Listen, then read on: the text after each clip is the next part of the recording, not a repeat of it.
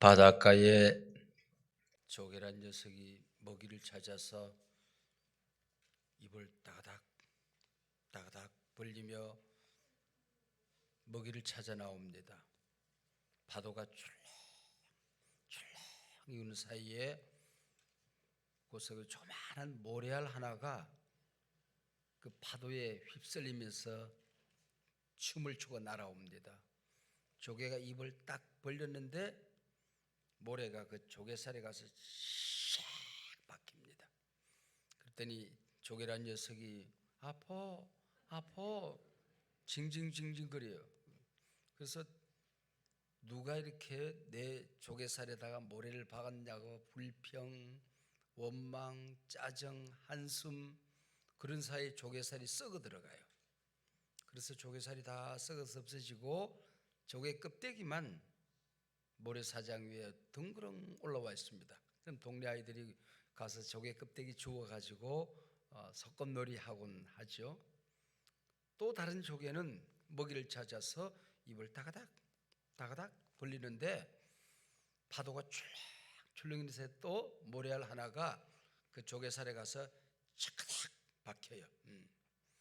그런데 이번에 이 조개는 아파서 너무너무 힘들어서 고통스러워서 고난을 겪는 것은 똑같아요. 근데 이 조개는 예수 믿는 조개인가 봐. 기도하고 눈물로 기도하고 말씀으로 치료하고 하나님께 그 상처를 맡기고 그런 사이에 조개에서 피가 나와요. 하얀 피가 나와서 그걸 덮어요. 한 수만 번 그 모래를 덮습니다. 그런 사이에 그 동그란 보석이 만들어져요. 이걸 진주조개라고 한대요. 똑같은 상처인데 어떤 조개는 썩어서 조개 껍데기만 남고 어떤 조개는 진주조개가 되어서 진주를 만든다 하는 것이죠. 우리가 이 세상 살아가면서 실패라고 하는 것은 꼭 같아요. 고난이라고 하는 것은 꼭 같아요. 상처를 받는다고 하는 것은 꼭 같아요. 근데 어떤 사람들은 상처가 폐인, 고통이 되기도 하고 어떤 사람은 개인, 유익이 되기도 해요. 어떤 사람은 상처의 피해자가 되어서 세상을 실패의 삶을 살아간단 말이죠. 어떤 사람들은 오히려 그 상처가 내게 유익을 가져주는 상처의 수혜자가 되어서 이 세상을 살아가게 된다 하는 것이지요. 어떤 길을 선택할 것인가, 또 그 길을 선택한 때에 우리가 어떻게 그 문제를 해결할 것인가 하는 것은 차원이 다른 세상이다, 그런 얘기죠. 여기 신안 앞바다가 있는데요, 우리 장로님들이랑 그 정도라고 하는 섬에 와서 수련회를 해본 적이 있어요. 그때 들었던 얘기예요. 그 마을 사람들에게. 그 보니까 그 인양한 배가 그게 바다 위에 떠 있더라고요. 모형 보물이 있고 거기 지금 있는 걸 지금도 가보면 그게 되어 있어요. 동네 아이들이 모래사장에서 막 놀다가 보면은 파도가 출렁이는 사이에 동그란 그릇들이 올라온대요. 그러면은 이 바다가 오래전에 우리 할아버지 잡아먹은 귀신이라고 그래가지고는 그 귀신 붙은 그릇이라고 생각하고 아이들이 돌을 들고 가서 멀리서 그걸 깨요. 그러면은 몇 번 던지는 사이에 그릇이 깨져.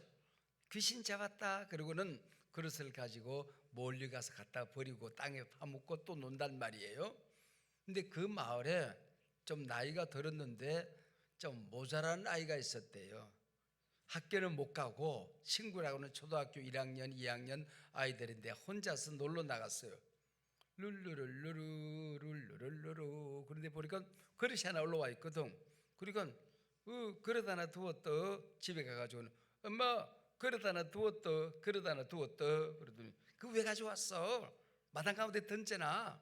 마당 가운데 던져놨는데 그릇이 단단하게 생긴 거예요. 그래서 그걸 개밥 그릇으로 쓰는 거야. 이게 개밥으로 이렇게 쓰는데 서울에서 공부하러 간 삼촌이 방학이 돼서 내려와서 보니까 개밥 그릇이 이상하게 생겼거든. 형수님 저 개밥 그릇 날 주세요. 가져가세요. 그걸 가져가서 국립 박물관에 의뢰를 했어요. 그랬더니 그 개밥그릇 하나가 신안군에 있는 제일 비싼 집 아파트보다 더 비싼 거야. 보물이에요. 이게 어떻게 있냐? 그 이러쿵 된 것이다. 그랬더니 정부에서 새끼줄 딱 치고 접근 금지. 그리고 2년 3년 걸려서 700년 전에 중국 저장성에서 보물을 싣고 신안 앞바다를 지나서 일본 학가당으로 가던 배가 풍랑에 자초돼 버린 거예요. 깊은 바다에 빠져버린 겁니다. 그때는 뭐 그러고 잊어버렸죠. 그래서 인양을 하고 보니까 그 안에 동전만 28톤, 28개가 아니에요. 중국 돈, 일본 돈, 한국 돈이 28톤 내가 쌓아놓은 걸 직접 봤어요. 국립박물관에 4년 전에 그 진열했거든요. 제가 봤어요. 보물이 4,000점. 어마어마한 보물들이 그걸 그 중에서 몇천 개 진열한 걸 제가 본 적이 있어요. 여러분, 똑같은 보물이에요. 우리가 하나님의 자녀가 되는 순간 너희는 하나님이 만드신 바라, 걸작품, 보물이라고 그랬잖아요. 우리는 똑같은 하나님의 자녀들, 우리는 똑같이 하나님의 형상으로 만들어진 존재란 말이에요. 근데 어릴 때에 부모가 내게 했던 말, 학교 가서 선생님이 했던 꾸중, 친구들이 내게 왕따를 시켰던 일들, 누군가 내게 부정적인 얘기를 한 것, 이것이 상처가 되어가지고는 누군가 내게 던진 돌에 보물이 깨져버려요. 아직 깨지지는 않았어. 근데 개밥그릇처럼 쓰임받는 사람이 있어요. 그래서 학생들이 공부를 해도 소중하게 자기 꿈을 가꾸는 것이 아니고 개밥그릇처럼 공부해. 예배를 드려도, 기도를 해도, 세상에서 무슨 사업을 해도 적당히 개밥그릇처럼 살아가는 거예요. 반면 자기 인생을 보물로 소중히 갖고 가는 사람이 있더라 하는 것이죠. 이 세상 살아가며 상처 없는 새가 어디 있으랴. 풀한 포기도 상처가 있는 거예요. 이 네이크로바가 있잖아요. 네이크로바. 이 네이크로바는 원래 세입이 정상이에요. 그래서 어릴 때 우리들이 그 네이크로바 찾기 위해서 기어 다녔잖아요. 네이크로바를 찾을 수 있는 확률은 1만 분의 1입니다. 만 개를 뒤져야 네이크로바 하나가 나올 똥 말똥 똥이 2개가 왔다 갔다 해요. 그러면은 세이클로바가 어떻게 네입이 되는가? 연엄이 자랄 때에 싹이 막 날려고 하는 순간에 벌레가 상처를 해요. 그래서 상처 입은 토끼풀이, 상처 입은 클로바가 그 자리에서 잎이 나오다가 하나가 더 나와. 그러면 그게 네이클로바라는 거예요. 이 네이클로바는 상처를 이겨낸 열매라고 하는 것입니다. 그래서 그것을 행운이라 그렇게 우리가 이름하지 않습니까?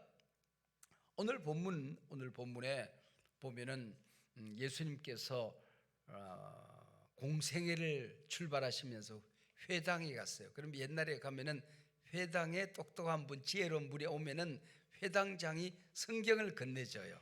그러면은 그 성경을 읽고 거기서 말하자면 강론을 하는 거예요. 예수님이 나타나니까 누군지는 모르겠는데 아마 소문이 조금 났는지 지혜로운 분이다 그렇게 생각했나 봐요.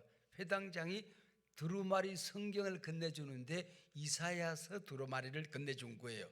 예수님이 쫙 펼치더니 오늘 본문 이사야 61장을 펼치는 거예요. 펼쳤어요.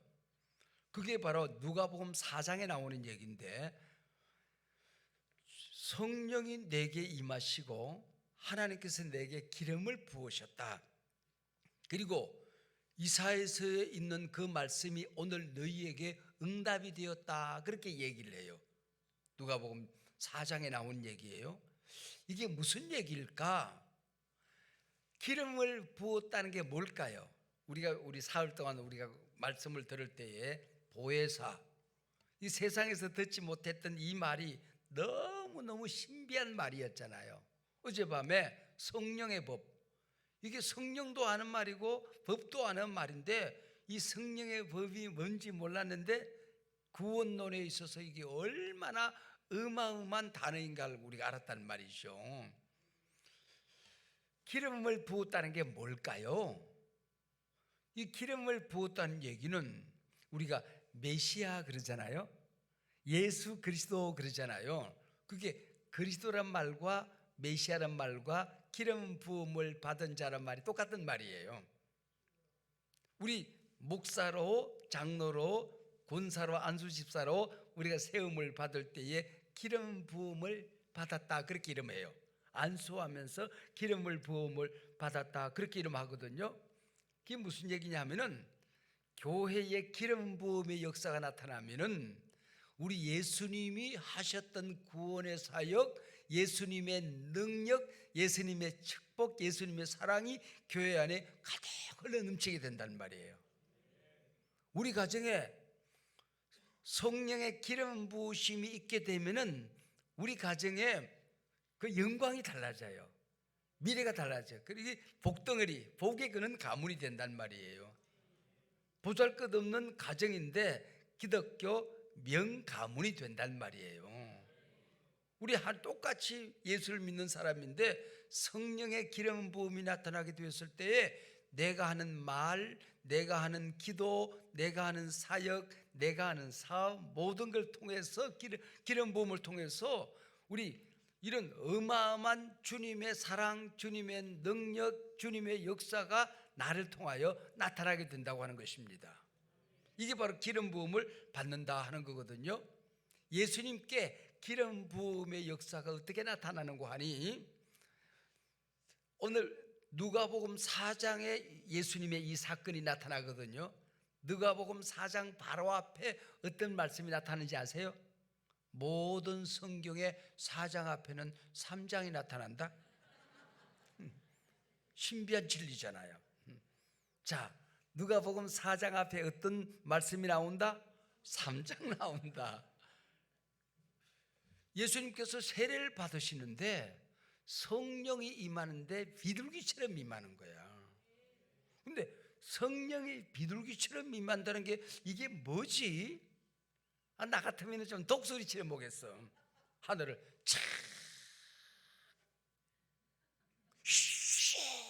좀 이렇게 나타나면 좋잖아. 근데 비둘기처럼 임한다는 겁니다. 이 비둘기는 예나 제나 전쟁이 끝났다는 소식을 알려주는 평화를 상징하는 겁니다.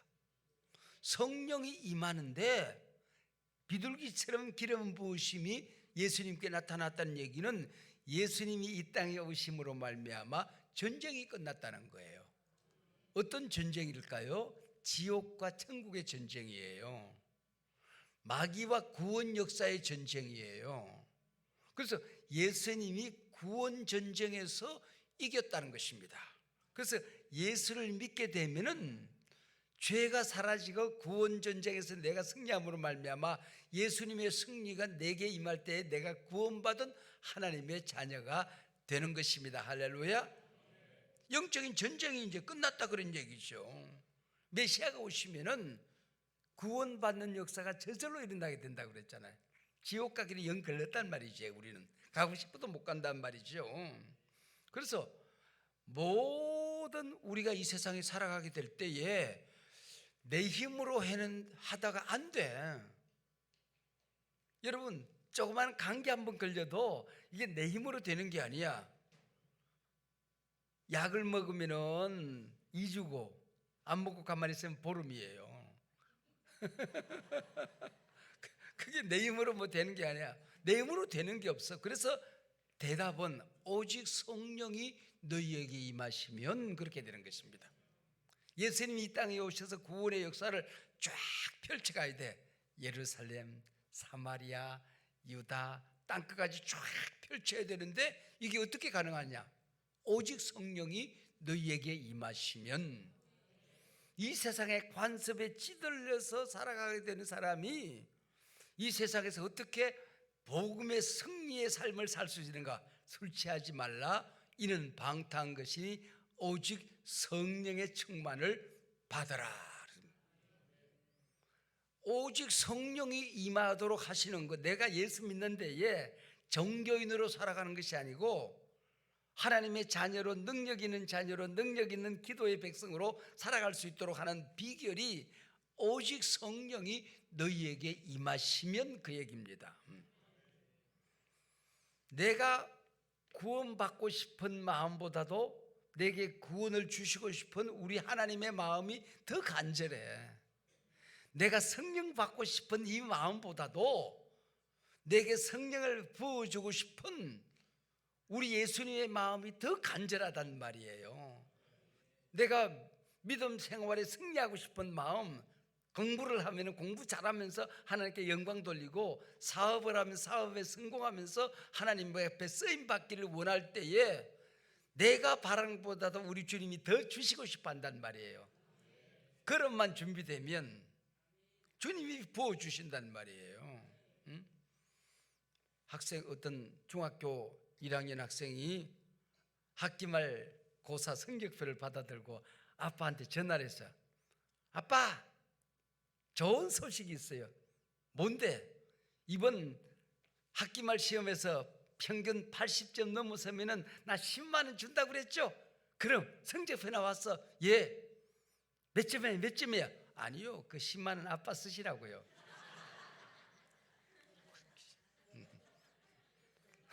아빠는 10만 원 주고 싶은 거야. 아빠는 10만 원 주고 싶은 거야. 20만 원도 주고 싶은 거야. 근데 우리가 성령을 갈망하는, 우리 첫 시간에 성령님 사랑합니다, 성령님 사모합니다, 성령이 나를 어떻게 쓰시든지 성령을 제가 제한하지 않겠습니다. 그랬을 때 성령이 내게 너무너무 오시고 싶어 한다고 하는 것입니다. 이게 바로 성령이 임하시면 하는 것입니다. 구약에서 기름 부음을 받은 사람이 세 사람이 있어요. 선지자, 제사장, 왕이거든요. 그래서 예수님이 그리스도로 이 땅에 오셨다는 얘기는 선지자로 복음을 전하기 위해서 오셨다, 제사장으로 죄의 문제를 해결하러 오셨다, 왕으로서 하나님 나라의 임금으로 이 땅에 오셨다. 그래서 예수 그리스도가 이 땅에 오셨다는 얘기는 바로 이 기름 부음을 받은 이 세 가지 사역을 온전히 이루기 위해서 우리 가운데 오셨다 하는 것입니다. 이게 바로 예수님이 이 땅에 오신 이유가 바로 성령의 기름을 부으셔서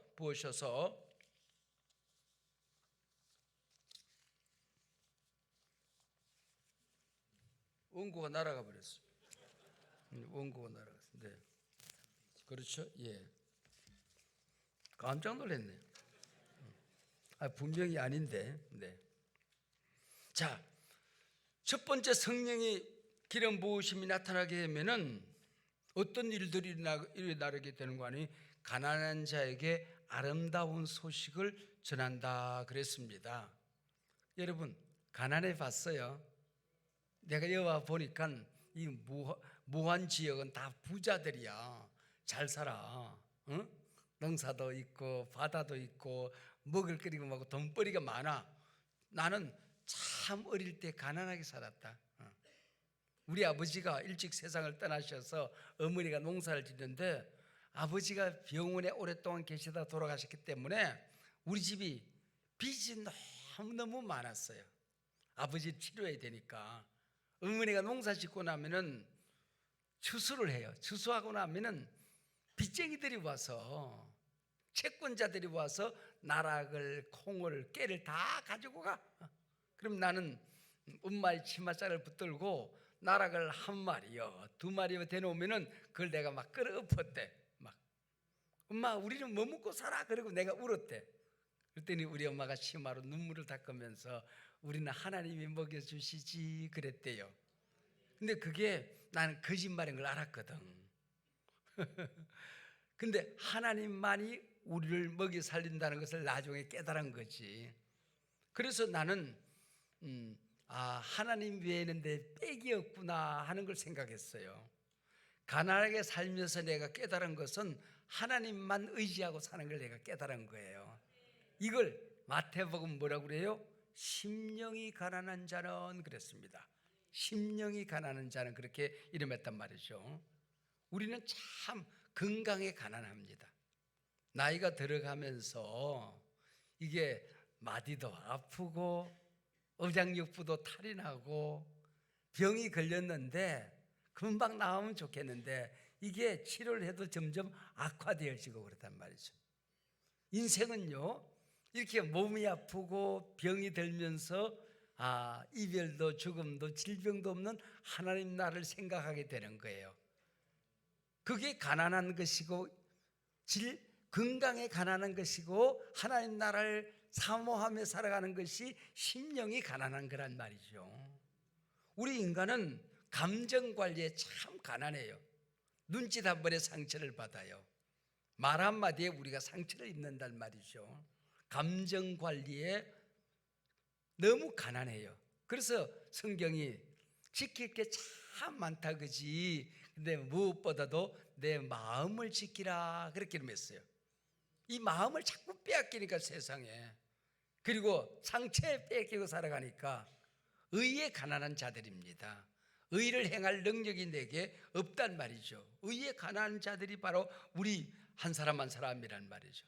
이런 사람들에게 우리 예수님이 기쁜 소식을, 굿뉴스를, 아름다운 소식을 전하러 오셨다 하는 것입니다. 이 세상에는 기쁜 소식이 없어요. 모두 다 일시적이고 현세적인 순간의 소식밖에 없어요. 영원한 하나님 나라 소식, 영원한 구원의 소식, 천국의 소식, 그게 아름다운 소식이란 말이죠. 그 아름다운 소식을 위해서 주님이 이 땅에 오셨단 말이에요. 저는 교회를 개척하면서 예수 믿지 않은 사람들을 구원해서 부흥되는 교회를 한번 만들어 봤으면 좋겠다, 그런 생각을 했어요. 그래서 우리 교회는 불신자들에게 복음을 전하는 그런 사역들이 많이 있었어요. 지금은 알파 코스라고 하는 이 불신자들에게 복음을 전하는 프로그램을 계속해서 불신자들, 교회를 반대하는 사람들을 모셔서 전도해서 우리 타 종교를 가진 사람들, 이런 사람들을 전도해서 구원받게 하는 그 운동을 한 30년 이상 평생을 펼치면서 살았는데, 어떤 때는 보면 불교 신자들이 그렇게 많이 와요. 천주교 신자들도 많이 오고, 한 번은 불교 신자가 알파 코스를 통하여 예수를 믿었어요. 성령을 받고 나니까 너무너무 좋은 거거든. 불교 교리와 기독교 교리를 알고 나니까 이건 다른 세상이거든. 너무 기쁘고 좋은 거야. 그래서 나한테 조그만한 선물을 가지고 왔어요. 그래서 행정실에 와가지고 뭐라고 그러는가 하니, 담임 목사님 방이 어디입니까? 그렇게 물어야 되는데 불교 신자니까 이러고 들어와가지고 주지 목사님 방이 어디입니까? 그런 거야. 이래서 내가 주지 목사요. 이 가난한 자들에게 복음을 전하면서 우리가 예수님을 모시기 위해서 우리가 이 땅에 살아간다는 말이죠. 두 번째, 성령의 기름 부으심이 나타나게 되면은, 하나님이 우리의 기름 부으심이 나타나게 되면은 두 번째 은혜가 우리 가운데 나타나요. 마음이 상한 자를 고친다, 그렇게 이름했어요.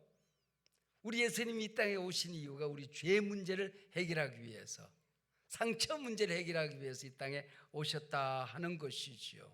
여러분, 이 세상에 살아가게 될 때에 어릴 때부터 받은 그 상처가, 어릴 때 청소년 때 받은 상처가, 결혼 초기에 받은 상처가, 또 교회에서 받은 상처가, 우리가 상처에 매여서 살아가게 돼요.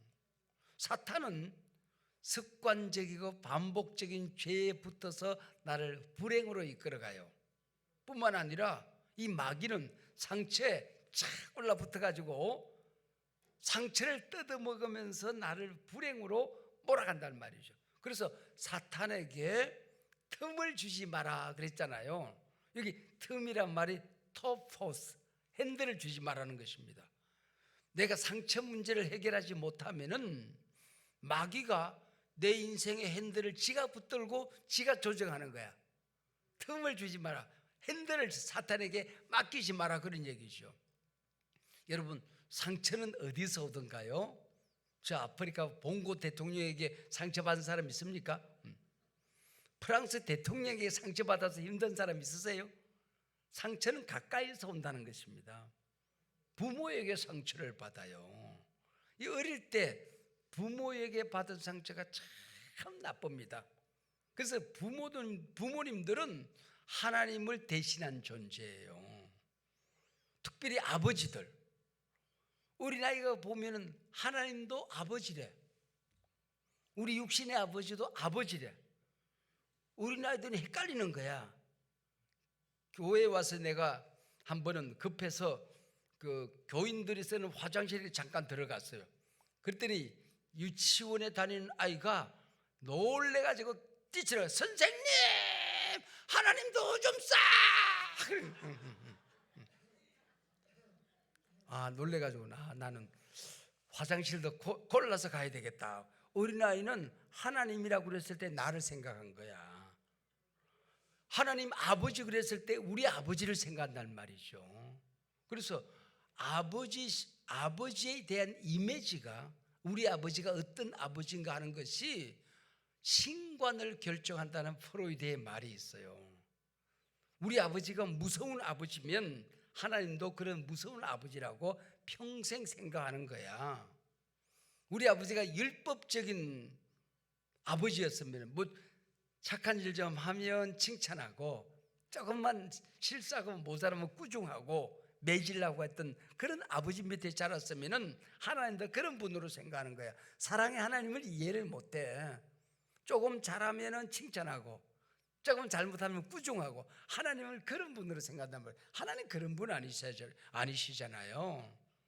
우리 육신의 아버지가 어떤 아버지인가에 따라서 하나님 아버지에 대한 그림이 달라진다고 하는 것입니다. 그래서 육신의 아버지는 어린아이에게서 전지전능한 거야.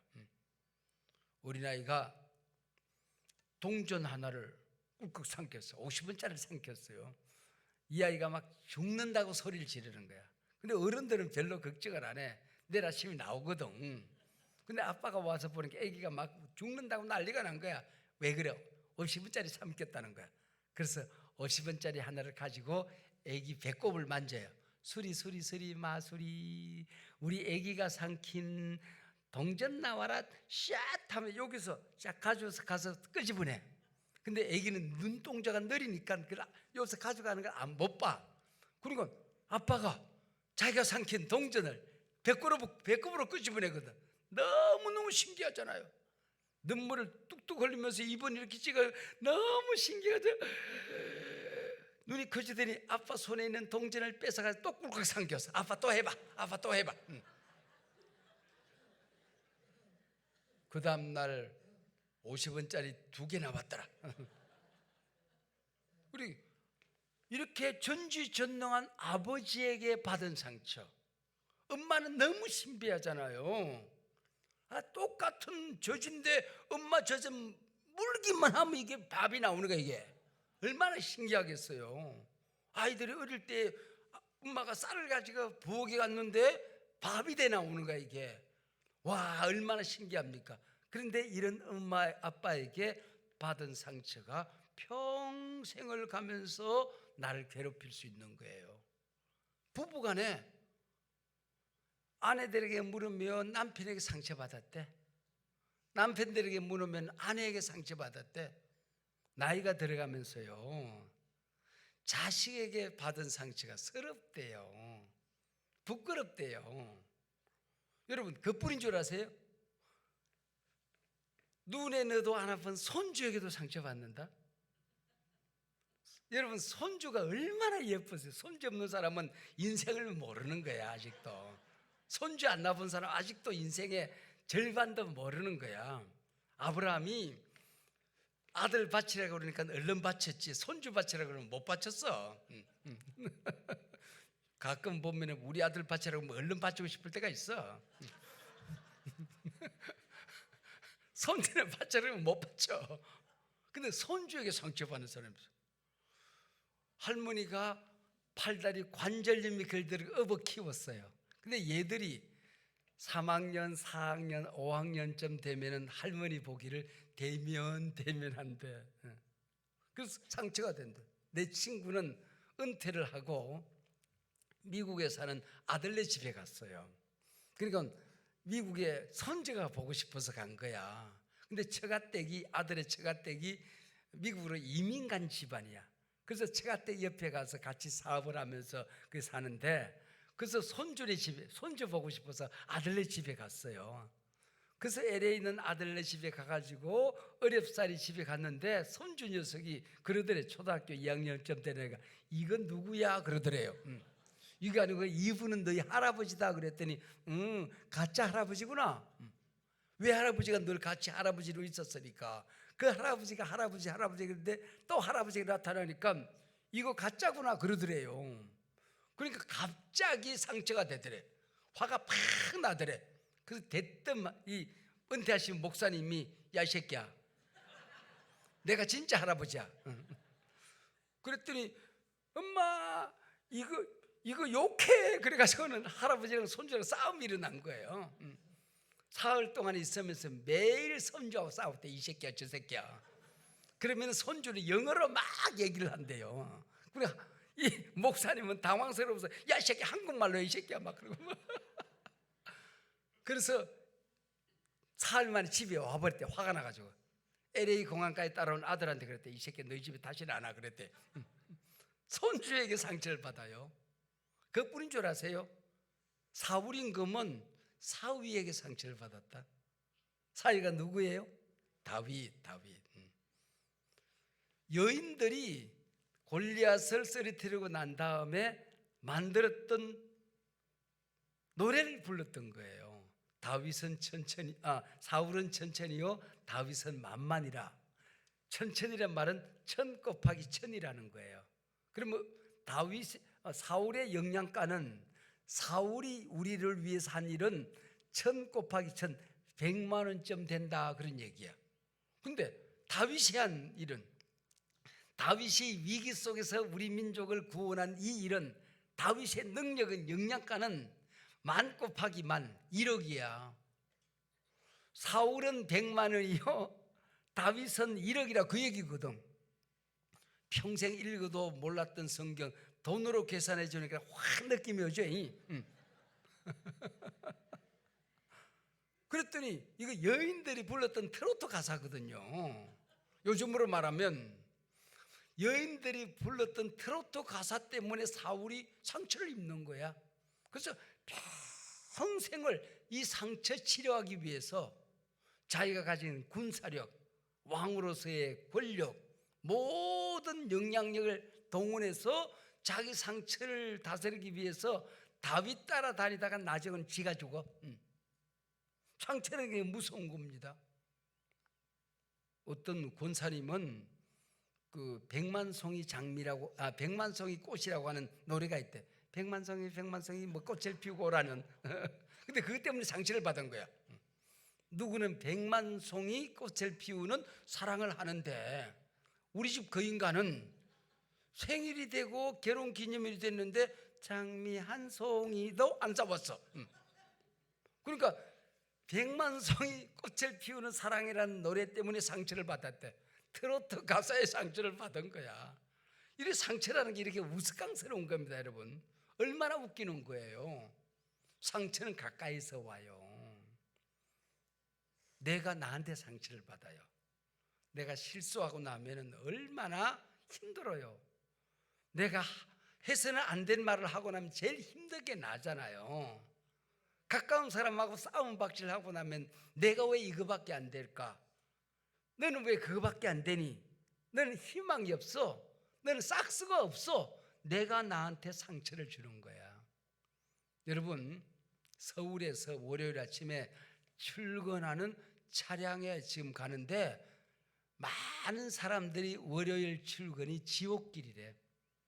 그리고 거기 있는 차량 가운데 100대가 지나가면은 적어도 7, 8대의 차 안에 있는 직장인의 주머니 속에는 사표서가 들어있대요.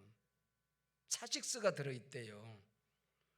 그 부장 새끼 한 번만 더 지랄하면 내가 사표서 낸다 그 얘기야. 여러분, 출근하는 남편 불쌍히 여겨야 돼요. 구멍가게 같은 사업을 시작했어요. 이 IMF 때에, 코로나19 때에 식당을 접고 사업을 접은 사람들 아침마다 폐업 신고서를 주문에 넣고 다닐 때요. 여러분, 이게 우리 이 세상 살아가는 사람들 아닙니까? 이게 지금 이 세상 살아가는 사람들의 모든 사람들이 살아가는 삶이에요. 가정 안에서 여러분 상처가 얼마나 많이 있습니까? 근데 본인이 받은 상처는 알아. 근데 자기가 준 상처는 몰라. 부부간에도요. 나 같은 마누라 있으면 나와보라 그래. 나 같은 남편 있으면 나와보라 그래. 자식들이 뭐라 그러면은 나 같은 아빠 있으면 나와보라 그래. 나 같은 엄마 있으면 나와보라 그래. 나가보세요. 동네 사람 다 나와있지. 안 나가보고 하는 소리라니까. 자기가 상처받은 것만 생각하고 상처를 준 것은 생각하지 못하고 살아가게 되는 것입니다. 말씀드렸지요. 상처 없는 사람도 없지만은 고칠 수 없는 상처도 없는 겁니다. 실패 없는 사람도 없지만은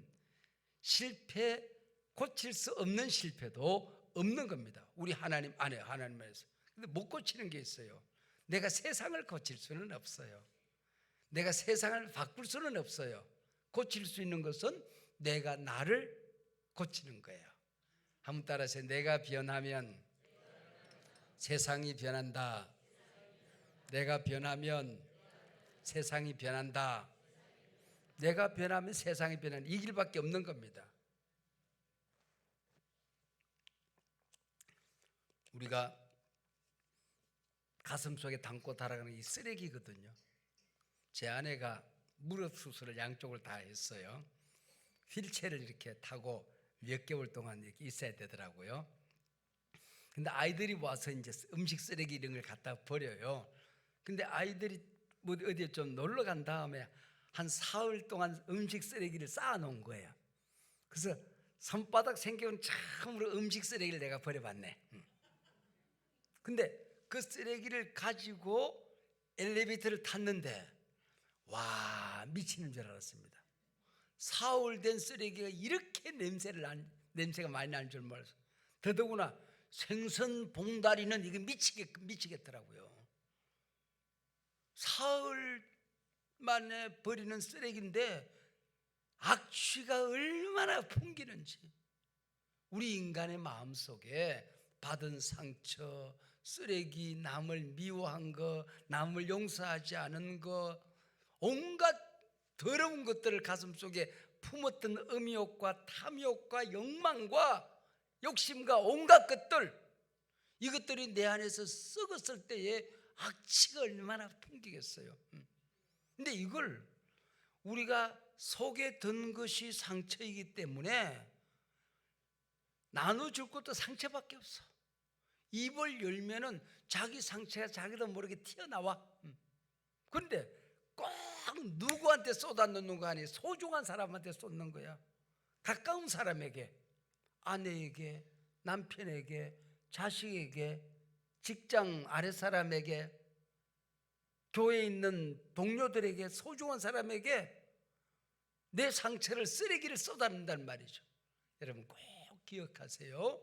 내 속에 든 것이 상처인데 그 상처받은 내 속에 더럽고 썩은 악취 냄새 나는 이 쓰레기를 내 소중한 배우자, 내 자식, 내 부하, 내 교인, 내 동료들에게 쏟는 거 꼭 기억하세요. 한번 따라하세요. 이 소중한 사람 쓰레기통 아니다. 이 소중한 사람 쓰레기통 아니다. 아름답고 향기롭고 빛나고 복되고 덕스러운 말을 우리가 해야지, 내 상처를 쏟아내는 쓰레기통으로 내 남편, 내 아내를, 내 자식을 만들어 놓은 때가 얼마나 많이 있었냐 그 얘기죠. 여러분, 제가 어느 영성 수련회 갔는데요, 소그룹이 있어. 소그룹의 그룹의 이름을 만드는 그런 시간을 갖습니다. 그래서 내가 소속한 그 소그룹의 이름이 쓰레기통이었다. 쓰레기통. 왜 쓰레기통이라고 그래 지어놓은 거 아니? 우리 하나님이 쓰레기통인 것 같아. 내 인생의 상처의 쓰레기를 쏟아놓으면은 그걸 받아주시는 분은 하나님밖에 없어. 그걸 받아가지고는 얘야 네 아픔이 이거밖에 없니? 네 상처가 더 없어? 네 실패가 더 없니? 네 소원과 네 갈망이 기도 제목이 이것밖에 없어? 더 가져와. 내 상처 받으시고 사랑과 평화와 희락, 자비, 양선, 온갖 사랑의 마음을 우리에게 부어주시는 것입니다. 우리 예수님께서 이 땅에 오실 때에 제일 먼저 십자가를 지시고 하신 일이 내 죄를 담당하여 엘리 엘리 라마 사박다니, 하나님 하나님 나를 왜 버리시나이까? 내 죄짐을 해결하기 전에 뭐부터 했는 거 아니? 주님께 채찍에 맞으셨어. 채찍에. 주님이 맞은 채찍은요, 이게 가죽으로 새끼를 꼬아가지고는 마디마다 요즘 뭐라 말하면 사이다 병을 깨서 거기다 꽂는 거예요. 날카로운 짐승의 뼈를 거기서 꽂고 끝에는 나무를 주렁주렁 매달아요. 이걸 가지고 예수님의 등을 치고 땡겨 올리면은 살이 다 뜯어서 나와요. 예수님이 입고 계시던 수위에 살이 다 밖으로 떨어져 나가고 뼈가 앙상하게 남은 게 사진이 찍힌 게 지금도 남아 있어요. 그게 수위의 신비라고 하는 겁니다. 왜 이렇게 독한 고통을 겪으셨을까요? 우리가 이 세상에 살아가면서 받아야 될 상처가 너무 아파서 주님이 대신 담당한 것입니다. 주께서 채찍에 맞음으로 너희는 나음을 얻었느니라.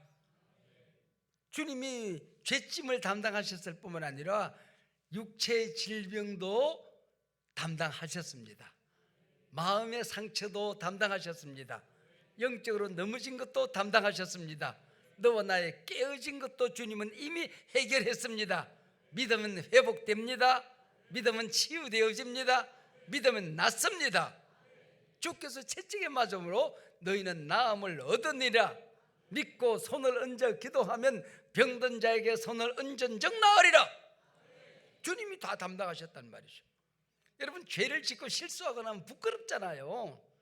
그 부끄러움을 주님이 다 담당하셨어요. 수염이 뽑히고 뺨을 맞으시고 여러분, 오른뺨을 맞으면 왼뺨을 돌리대라고 그랬죠. 여러분, 오른뺨을 내가 우리 목사님하고 앉아, 목사님 오른손 들어봐요. 이쪽 손을 들어야 되잖아요. 내가 뺨을 때리면은, 목사님이 내 뺨을 때리면은 왼뺨이 맞아요, 오른뺨이 맞아요? 왼뺨이 맞아요. 그렇잖아요. 왼뺨이 맞아요. 근데 오른뺨을 맞았다는 게 뭘까요? 어떻게 맞은 거예요? 이렇게 때린 거예요. 그렇죠? 최고의 수치가 이렇게 때리는 겁니다. 이거는 괜찮아요. 손등으로 친 거예요.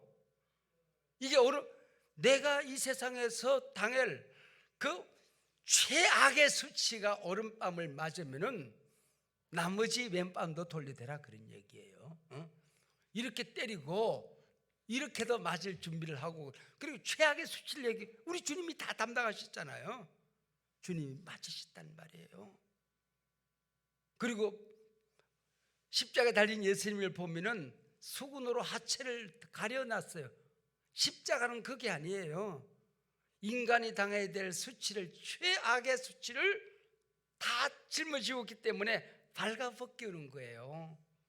제자들이 바라볼 때, 여인들이 바라볼 때, 나그네들이 조롱할 때에, 로마 병정들이 비웃고 떠들 때에 하나님의 아들이 십자가에서 발가벗김을 당하신 거예요. 여러분, 내가 가지고 있는 가장 추악한 죄와 가장 추악한 상처와 부끄러움을 우리 주님이 다 담당하셨습니다. 할렐루야.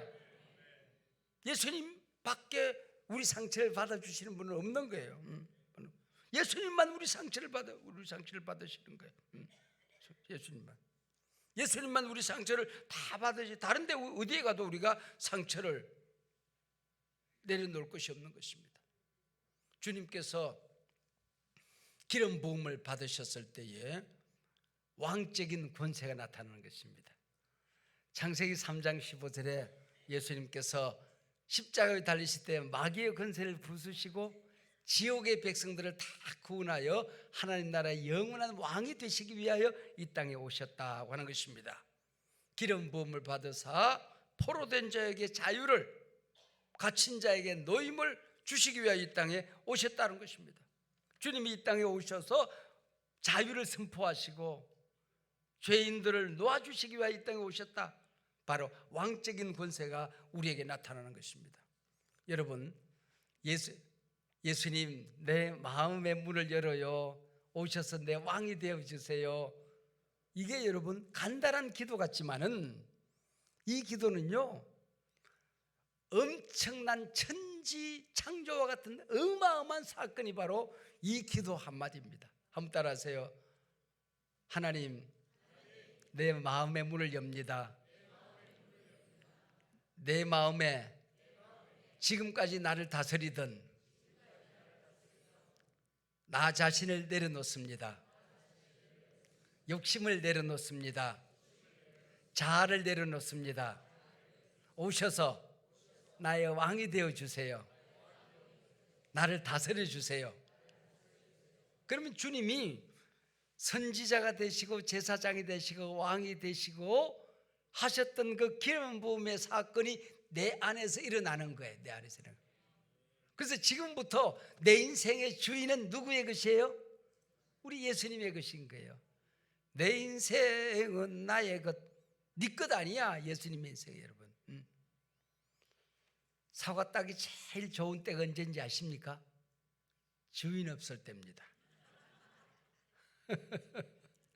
마귀가 나를 상처를 가지고 놀아. 내 인생을 따먹어. 내 인생을 고통으로 몰아가.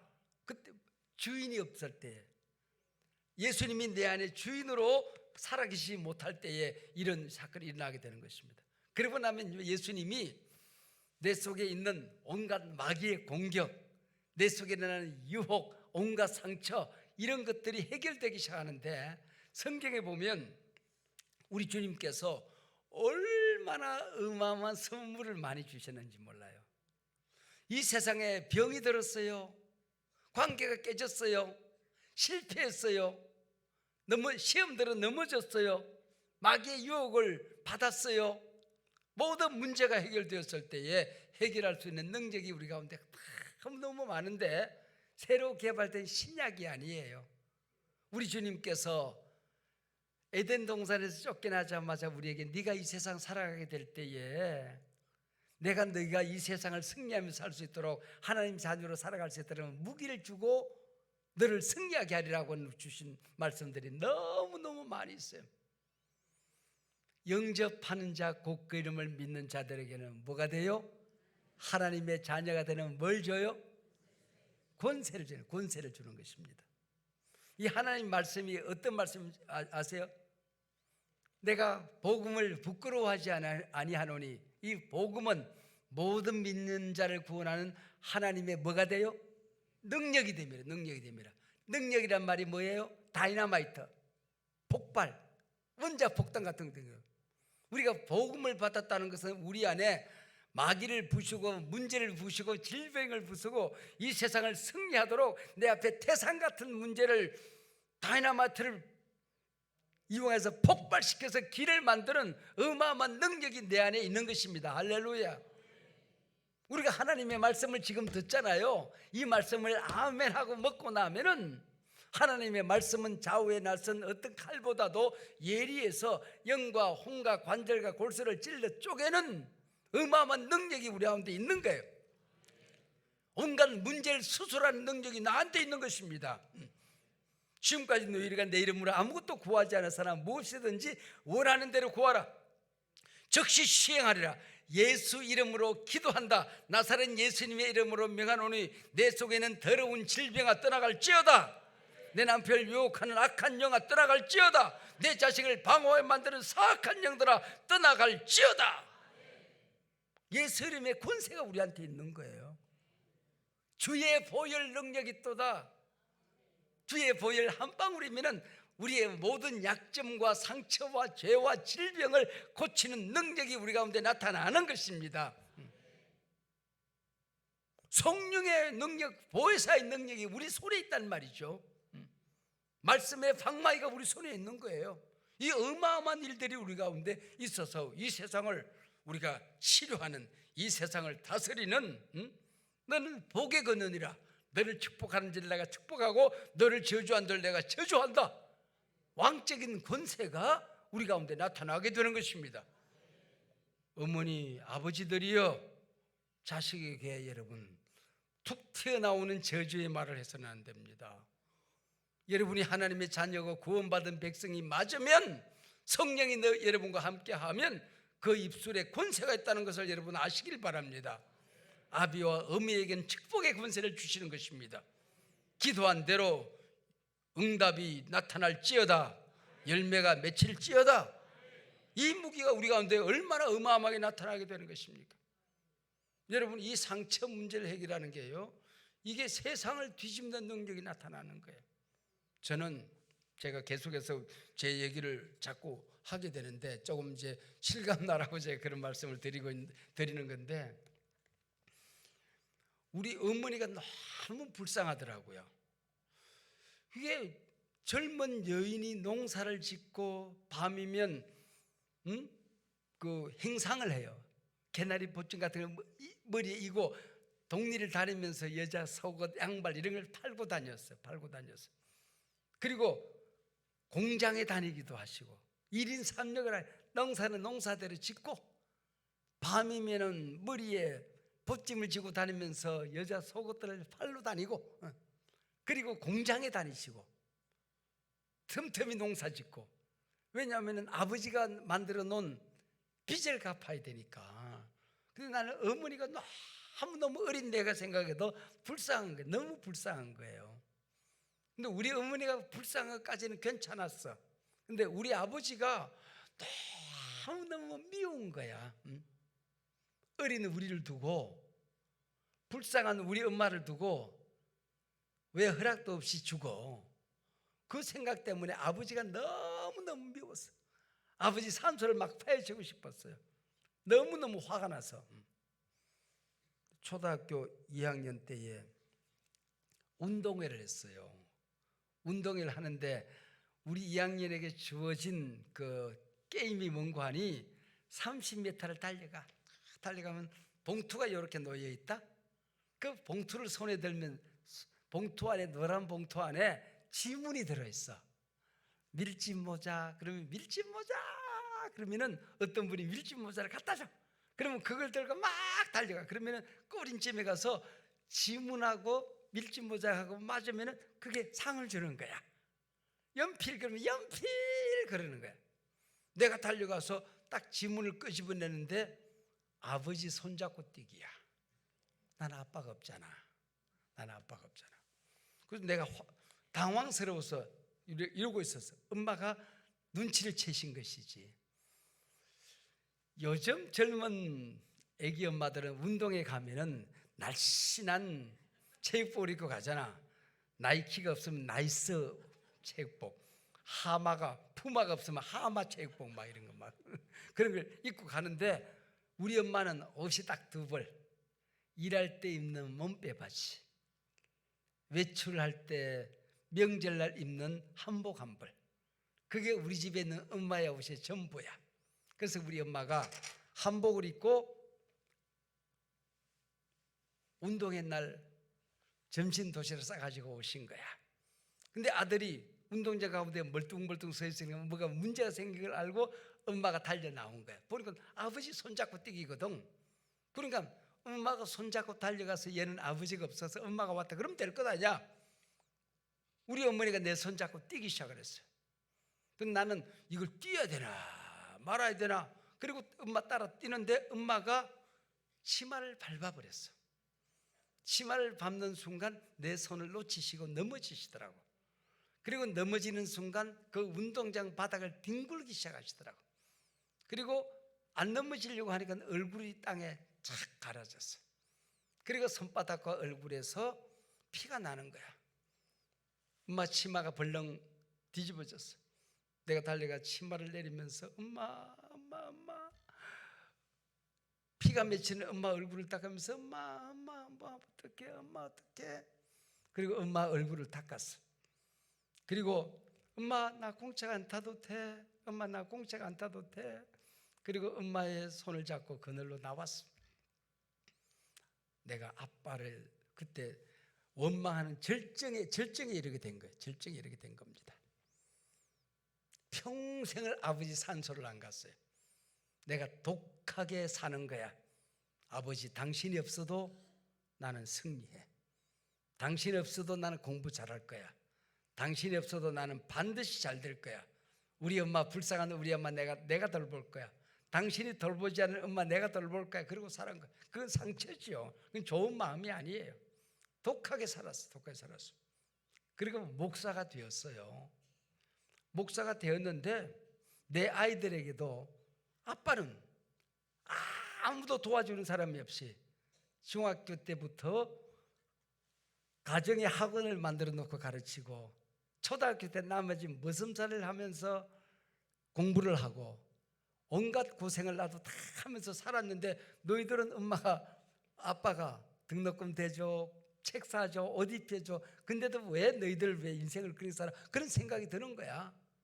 좀 미안한 얘기지만은 나는 맨손 맨몸 맨땅, 교인 한 명도 없이 예배드릴 공간도 없이 돈 한 푼도 없이 맨손으로 개척해서 이렇게 초대형 교회를 이루고 살아가는데 우리 부목사님들은 이게 그냥 다 교회가 해주는데 교구 하나 부흥하는 게 왜 안 돼? 그 생각이 늘 있었던 거예요. 그러니까 내 행복하지가 않는 거야. 늘 모자라게 보이는 거야. 화가 나. 근데 어느 날 인도네시아에 있는 아발루브 교회에 에디레브라고 하는 목사님이 한국에 왔어요. 제가 세미나에 갔어요. 일주일 동안 세미나 하는데 일주일 내내 아버지 마음에 관한 공부를 하더라고. 근데 아버지란 말만 나오면 나는 화가 나잖아. 그러니까 저는 그 세미나 장소를 나오려고 하는데 재미가 있어서 자꾸 들었어요. 그래서 아버지 마음을 공부하고 난 다음에 아버지 마음을 달라고 내가 기도하다가 잠이 들었어요. 내 책상에. 근데 어디서 들었는지 환상을 봤는지 꿈을 꾸었는지 계시를 받았는지 모르겠어. 아버지가 돌아가시는 장면을 내가 본 거야. 실제로 있었던 일인데 내가 기억이 난 거예요. 어머니는 들에 가서 일을 하시고 우리 아버지가 옆구리에 총을 맞아서 나갔으니까 냄새가 나. 고름이 항상 고름 주머니를 양쪽에 달고 사셨어. 우리 어머니가 들에 갔다 오시면은 저녁에 들어오시면 제일 먼저 하는 일이 빨래비누로 손을 닦아. 그때 세수비누 같은 게 없었어. 빨래비누로 손을 닦고 칫솔, 치약 같은 게 없었을 때니까 소금으로 손으로 이빨을 닦아. 그리고 과골 해가지고는 아버지 옆구리에 고름을 빨아내. 양쪽 옆구리에 고름을 빨아내고 다시 고름 주머니를 비우고 고름 주머니를 매달아 놓고 밥을 하셔. 그게 엄마의 하루 일과의 마침이야. 그래서 엄마가 일하러 가고 아빠가 그 냄새가 나니까 사랑방에 계시고 나는 마당에서 혼자 돌로 목자치기를 하고 이렇게 놀고 있는데 아빠의 문이 탁탁 하고 열리는 거야. 가시처럼 큰 마른 손으로 내 이름을 불러 영모야 부르시더라고. 근데 내가 놀다가 말고 아빠 왜 그래? 아빠 무서워. 아빠 왜 그래? 그리고 갔더니 내 손을 딱 잡으시는데 갑자기 어린아이가 공포에 확 휩싸인 거야. 아이가 이것이 아빠의 죽음이라는 걸 알게 된 거예요. 야, 이게 아빠의 죽음이구나. 그러면서 아빠가 나를 이렇게 쳐다보시더니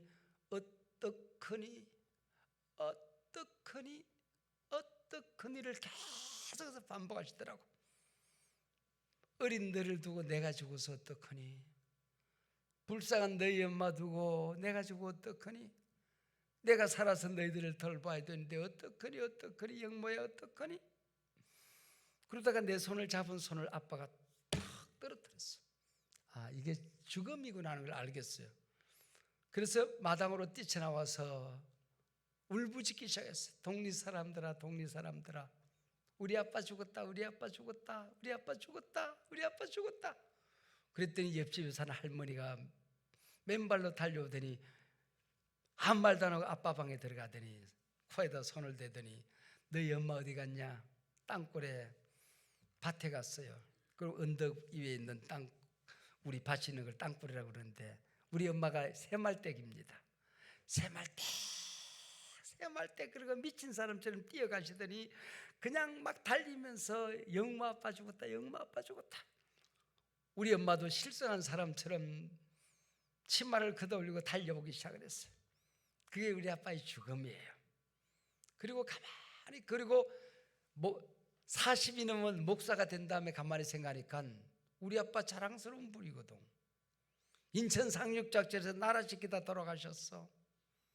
총을 맞아가지고 병원에 집에 와서 계시면서 원호 제도가 없던 그런 때니까 엄마를 너무 사랑하고 불쌍히 여기고 나를 너무 사랑했던 아버지인데 내가 왜 아버지를 미워해? 자랑스럽게 생각해야지. 육신의 아버지는 나를 돌보지 못했지만은 나는 그 덕분에 하나님을 알았잖아. 그리고 생각하니까 너무 고마운 거야. 하나님이 나와 함께 한 번도 나를 떠난 적이 없었거든.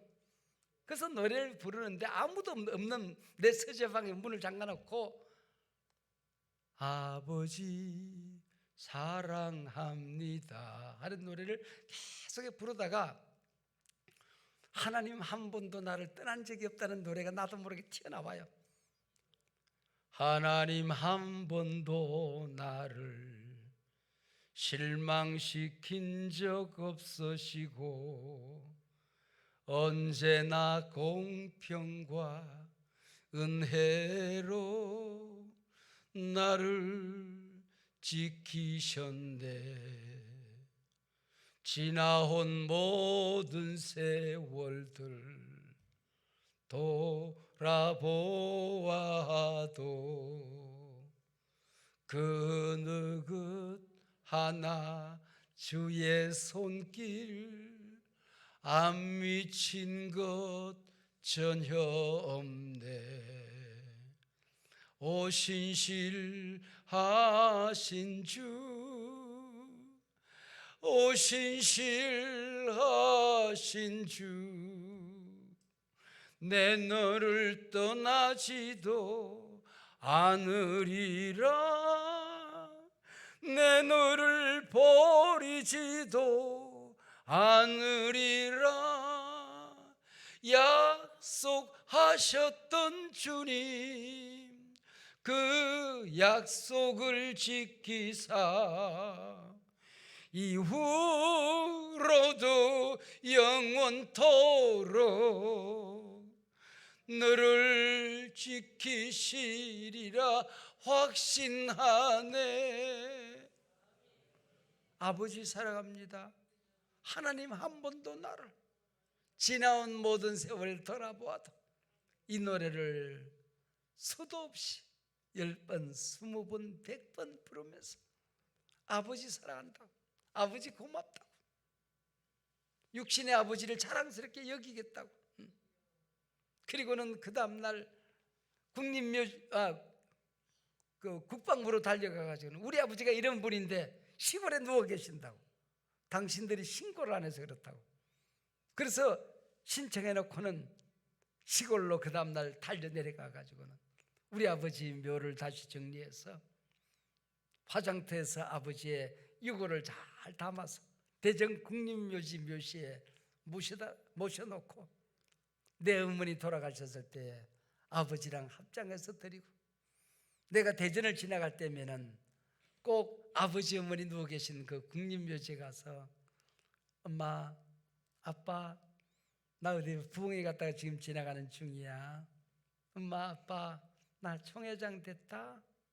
엄마 아빠 나 엄마 아빠 없어도 이렇게 잘 살아. 고마워 아빠 우리나라 지켜줘서. 엄마 기도 안 되는 내가 잘 살아볼게. 엄마 아빠가 계신 곳을 꼭 다니면서 가는데 얼마나 내가 부자가 되었는지. 그리고 시간이 꽤나 흘러가는데 지금은 그 이후 몇 년 후부터는 지금 뭐 한 20년 훨씬 넘었습니다만은 우리 아이들을 내가 꾸중해 본 적이 없어요. 아내가 야 이놈아, 여보 우리 아들도 이제는 성인이에요. 우리 딸도 이제 어른이에요. 이놈아 소리 하지 마세요. 한 번도 우리 아들, 우리 딸, 우리 며느리에게 내가 불편한 얘기, 왜 불편한 게 없겠어요? 한 번도 해본 적 없고, 그때부터 우리 김현수 목사님도 우리 교회 고등부를 담당하다가 다른 교회 가서 이제 잘 훈련받아 여기까지 오셨습니다만은 짤막한 시간 동안 우리가 같이 교육부, 지금은 교육부 전도사 목사 이름도 모르고 뭐 많으니까 부교육자들이 많으니까 제가 잘 몰라요. 근데 그때는 그때가 아니니까 오랜 시간이 됐어요. 오래전에 함께 일을 했는데 내 친아들처럼 예쁜 거예요. 친아들처럼 예쁜 거예요. 목회를 잘한다 그러면 내가 좋고, 어디 간다 그러면은 그것처럼 좋은 게 없고, 지금 있는 부교육자들 보면은 다 내 아들 같고 내 딸 같고 다 좋은 거예요. 뭐가 그렇게 나를 다르게 만들었을까? 아버지에 대한 상처가 있을 때는 온갖 것들이 불편스러워요. 온갖 것들이 만족하지 못해 행복하지 않아요. 근데 모자라는 것도 귀엽고 잘못하는 것도 예쁘고, 오늘 아침에도 광주에서 우리 교회에 있다 내려와서 목회하는 목사들이 있어요. 광천교회, 서석교회, 하길교회 다 대형교회들 아닙니까? 여기도 대형교회지만은 우리 교회 교육자들이 전국에 흩어져서 대형교회들을 이루고 있어요. 1년에 2차례 3차례 불러다가 애프터 서비스를 해요. 시집 보낸 딸처럼 불러다가 힘든 거는 없니? 어려운 거는 없니? 응? 장로들이 괴롭히지 않아. 그리고 상담해주고 나랑 놀러 가자. 그리고 내 아들하고 여행하듯이 이번에는 일본을 갑니다. 홍콩을 갑니다. 작년에 일본을 갔다 왔고요. 전 세계를 같이 다니면서 멘토링을 하고 대화를 하고, 그 친구들도 나를 아버지로 생각하고 나도 그 친구들을 나는 내 자녀로 내가 생각하고 사는 거예요. 그 차이가 뭘까요? 내 속에 아버지 마음이 있느냐 없느냐, 내 속에 있는 상처를 가지고 살아가느냐, 상처를 해결하고 살아가는 하나님의 사랑, 내 속에 성령의 기름 부으심을 넘쳐서 예수님이 이 땅에 오셨던 그 일들을 내가 감당하면서 살아가느냐, 여하의 문제 아니겠습니까? 여러분, 오직 성령이 임하셔야 교회가 됩니다. 믿음의 가정이 복에 거는 가정이 되는 겁니다. 목사 안수 받았다고 다 되는 겁니까? 성령의 기름 부으심이 나타나야 되는 겁니다. 권사님이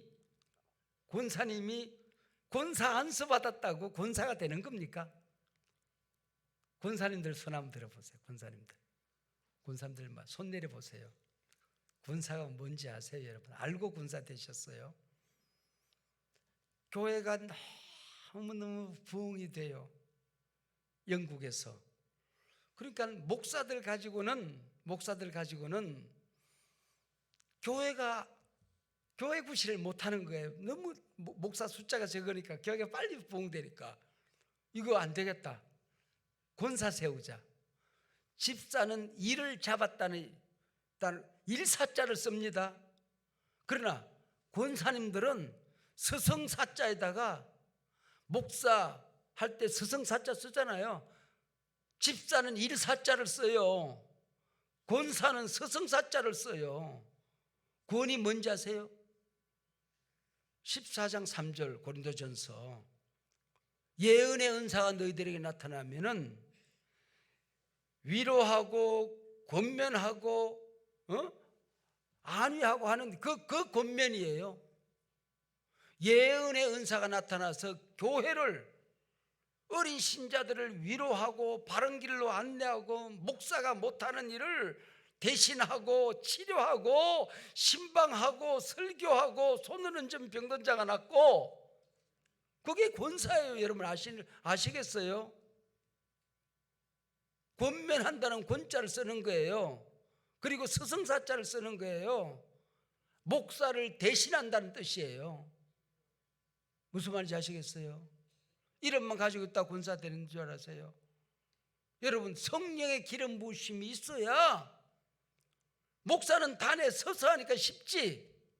교회 안 나온 사람, 시험 들어서 넘어지는 사람, 코로나 때 쓰러지고 넘어진 사람 찾아 이렇게 오는 거 권사님들이 하시라고 그 기름 부음을 준 것이잖아요.